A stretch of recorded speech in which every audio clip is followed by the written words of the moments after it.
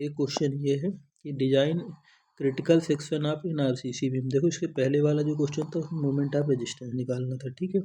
उसमें बीम का साइज वगैरह सब दिया रहता था, ठीक है। इस क्वेश्चन में हमको डिजाइन करना है क्रिटिकल सेक्शन को। तो डिजाइन करने से मतलब ये है कि हमको एरिया ऑफ स्टील निकालना है। पिछली बार वाले क्वेश्चन में एरिया ऑफ स्टील दिया रहता था, मोमेंट ऑफ रेजिस्टेंस हमको निकालना रहता था। इस बार वाले क्वेश्चन में हमको क्या है, इस बार वाले क्वेश्चन में हमको दिया रहेगा बीम का साइज दिया है, ठीक है, और मोमेंट ऑफ मूवमेंट की वैल्यू भी दी हुई है, ठीक है। हमको निकालना है एरिया ऑफ स्टील, ठीक है। तो देखो सबसे पहले क्या करते हैं, हमको क्वेश्चन में दिया हुआ है कि कोई बीम है जिसका साइज है 350 इंटू 750 ये पूरा बीम दिख रहा है 350 इंटू 750, जिस पे यूडीएल लगा है 30 किलो न्यूटन पर मीटर का, ठीक है। Over an effective simply supported span of 6 metre, मतलब बीम की लेंथ जो है 6 मीटर दिया हुआ है।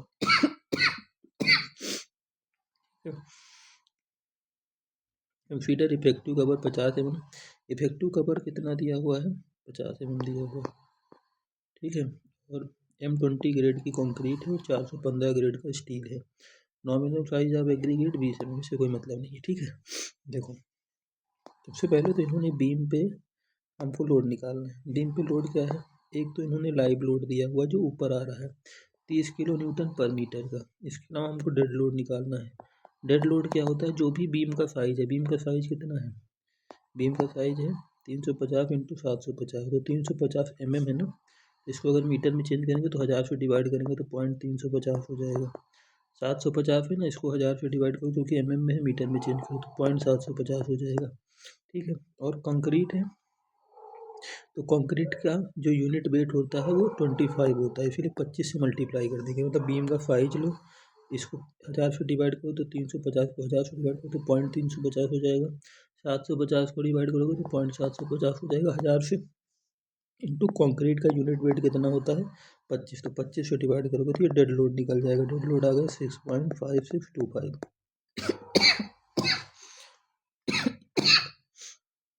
लाइव लोड दिया हुआ है, लाइव लोड कितना दिया हुआ है 30 किलो न्यूटन पर मीटर इसके ऊपर लग रहा है। दोनों को जोड़ लो, टोटल फैक्टर लोड के टोटल लोड आ जाएगा 30 और 6 जोड़ने के बाद 36। लेकिन इसको फैक्टर करना है, फैक्टर करने के लिए इसको 1.5 से मल्टीप्लाई करना पड़ेगा जितना लोड आएगा। तो 30 और 36 आ रहा है, 36 को 1.5 से मल्टीप्लाई करिए, यह आ जाएगा 54.84 किलो न्यूटन पर मीटर, ठीक है। 54.84 किलो न्यूटन पर मीटर। इसके बाद हमको निकालना है बेंडिंग मूवमेंट। बेंडिंग मूवमेंट क्या होता है, अगर यूडीएल आता है तो WL²/8, ठीक है। W 54.84, L square effective length, length कितना है 6 मीटर अपान 8, यह आ जाएगा 246.8 किलो न्यूटन मीटर, ठीक है। ये हमारा बेंडिंग मूवमेंट आ गया। अब हमको निकालना है limiting bending movement. Limiting bending movement हम लोगों ने थोड़ी देर पहले पढ़ा था। अगर 415 ग्रेड का कंक्रीट है तो MU लिमिटिंग की वैल्यू क्या होती है 0.148 FCK BD², ठीक है। तो देखो रखो 0.148 FCK, 20 का कंक्रीट है, विड्थ की वैल्यू कितनी है 350 इंटू D 700 का स्क्वायर, ठीक है। डेप्थ कितना है 700 है। डेप्थ कितना है 700, 700 क्यों, क्योंकि टोटल डेप्थ तो 750 दिया हुआ है। टोटल डेप्थ कितना है 750, उसमें से इफेक्टिव कवर को माइनस कर देते हैं। इफेक्टिव कवर कितना है 50 mm, तो हमारी इफेक्टिव डेप्थ निकल के आती है। इफेक्टिव डेप्थ क्या होता है, total depth minus effective cover, ठीक है। Total depth minus effective cover, total depth कितना है, टोटल डेप्थ 750 है, इसमें से 50 mm को माइनस कर देंगे, कितना आ जाएगा 700, ठीक है। तो ये हम लोगों ने इफेक्टिव डेप्थ निकाली, यहाँ पे इफेक्टिव डेप्थ रखी जाती है।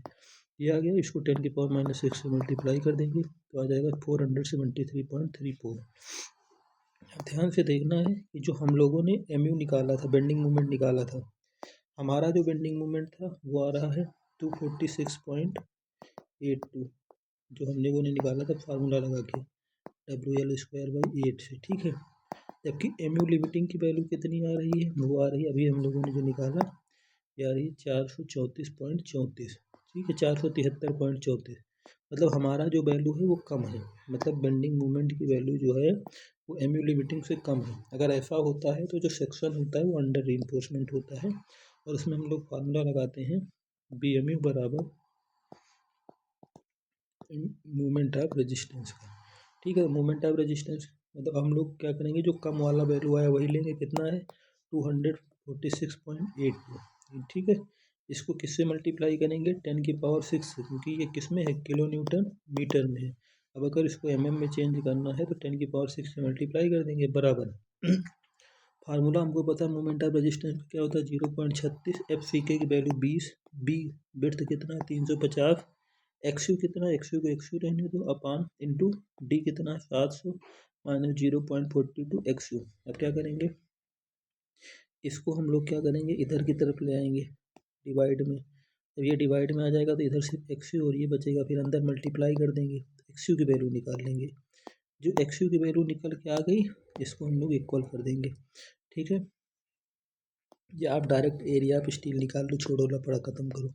एरिया ऑफ स्टील का फार्मूला यूज करो, कैसे होगा 0.56 0.5 FCK BD upon FY 1 minus under root 1 minus 4.6 bending moment ultimate upon FCK BD। अगर ये फार्मूला यूज करना है तो आपको XU निकालने की जरूरत नहीं, डायरेक्ट लगाओ।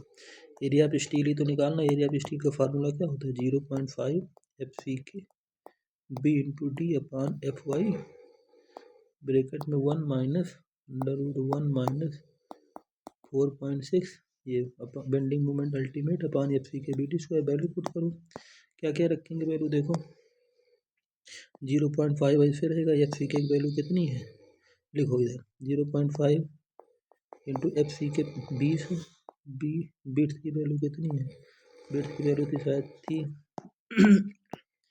बिट्स थी बी में कितना बिट्स था 350, डेप्थ कितना है 700, 350 और 700 मिनट यहाँ देखो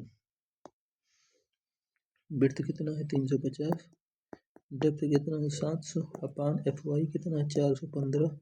ब्रैकेट में जाओ पहले 1 लिखो minus under root 1 minus 4.6 bending moment ultimate, क्योंकि अंडर इनफोर्समेंट 6 होता है। बेंडिंग मोमेंट की वैल्यू कितनी है, जो बेंडिंग मोमेंट हमने निकाला था वही वाला निकाला, कितना था ये वाला 246.8। 246.8 जो है वो किस में रखा जाएगा, यहाँ पे रखो 246.8 इंटू 4.6 इंटू 246.8 इंटू 10⁶, क्योंकि किलो न्यूटन मीटर में था, इसको इसमें चेंज करेंगे अपान FCK 20 है, बिड्थ कितना है 350, डेप्थ कितना है 700 का स्क्वायर। तो सबसे पहले कैलकुलेटर में इसको सॉल्व करो, फिर इसको इसके डिवाइड करो। ठीक है, उसको ऊपर वाला सॉल्व करके उससे डिवाइड करो, फिर जो आए उसको 1 से माइनस करो, फिर इसको अंडर रूट में लो, अंडर रूट में जो आए उसको फिर से 1 से माइनस करो, जो आए उसको फिर इससे मल्टीप्लाई करो। तो जो निकल के आएगा वो हमारा एरिया ऑफ स्टील होगा, तो वैल्यू कितनी आएगी 1075.25 mm²। ठीक है, एरिया ऑफ स्टील निकल गया। अब आपको चेक करना कि जो आप एरिया ऑफ स्टील देख रहे हो सही है या गलत है। उसके लिए मिनिमम निकाला जाता है। मिनिमम की फार्मूला क्या होता है ST मिनिमम अपान BD बराबर 0.85 FY अपान FY। यहाँ से हम लोग क्या करेंगे ST मिनिमम निकाल लेंगे। ST मिनिमम क्या होगा, ये नाम लिखा है 0.85 अपान FY into B into D, जो नीचे है ऊपर चला जाएगा। ठीक है, तो 0.85 इंटू B इंटू डी ऊपर है ना, बिट्स की वैल्यू 350, डेप्थ की वैल्यू 700 अपान FY कितना 415। देखो ये लिखा 0.85 इंटू 350 इंटू 700 अपान 415, ये आ रहा है 501.80। देखो हमने जो प्रोवाइड की है वो 501.80 से ज़्यादा ही थी। हमने कितना प्रोवाइड किया 1075.25 mm का, मतलब हमारा सही है। ठीक है, AST मिनिमम जो है उससे ज़्यादा हमने प्रोवाइड किया है, मतलब ओके है।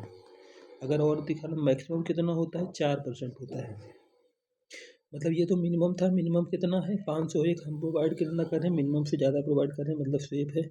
मैक्सिमम कितना प्रोवाइड करना है 4% ऑफ BD, तो 4% मतलब 4/100 इंटू बी कितना है 350 और डेप्थ कितना है, टोटल डेप्थ ली जाती है 750 वाली, यहाँ पे आ रहा है 1000 10,500, मतलब इन दोनों के बीच में आ रहा है, मिनिमम और मैक्सिमम के बीच में आ रहा है, इसलिए हमारा डिज़ाइन क्या है सही है। ये क्वेश्चन यहीं पे ख़त्म हो गया ये।